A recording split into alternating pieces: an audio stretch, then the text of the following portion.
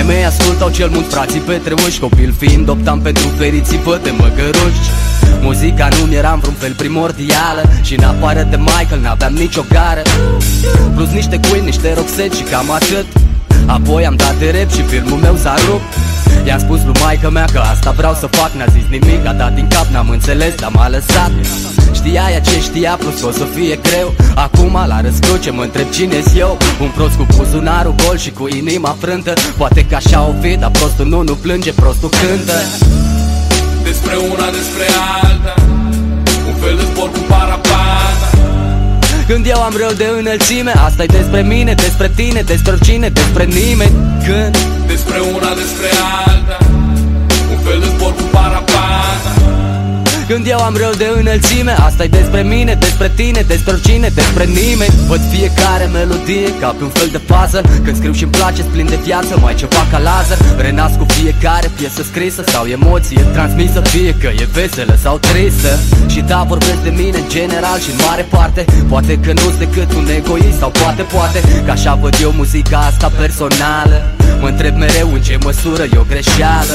Că da, doar asta vreau să fac de acum încolo. Mă las de ieri dacă tu vrei să o ardre părul porno.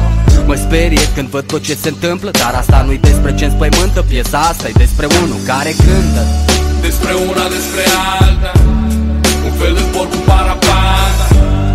Când eu am rău de înălțime, asta-i despre mine, despre tine, despre oricine, despre nimeni.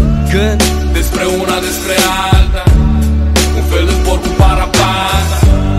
Când eu am rău de înălțime, asta-i despre mine, despre tine, despre mie. Nu știu dacă are vreo legătură cu melodia, dar să mor dacă nu are legătură că e despre mine. Acum tot felul de gânduri mă îndeamnă să-mi dau cu presupusul. Ele nu știu că știu deja că dragostea e răspunsul. Și da, sunt conștient de felul în care sună. Și da, sunt conștient ce fac muzică bună. Bariere, încerc să scap de ele. Regret că n-am putut să o fac și mai devreme. Ne lovim de probleme, în loc să ne lovim de stele. Ne punem piedică în timpurile astea grele. Când ura sau prostia, ignoranța sau mândria sfintecă tot. Muzica vindecă tot, orice rană, oricât de adâncă. Omul ăsta poate să râdă, poate să plângă, dar e cel mai liniștit atunci când despre una, despre alta, un fel de sport cu parapata. Când eu am rău de înălțime, asta-i despre mine, despre tine, despre oricine, despre nimeni.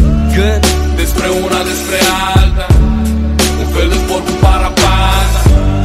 Când eu am rău de înălțime, asta-i despre mine, despre tine, despre mie.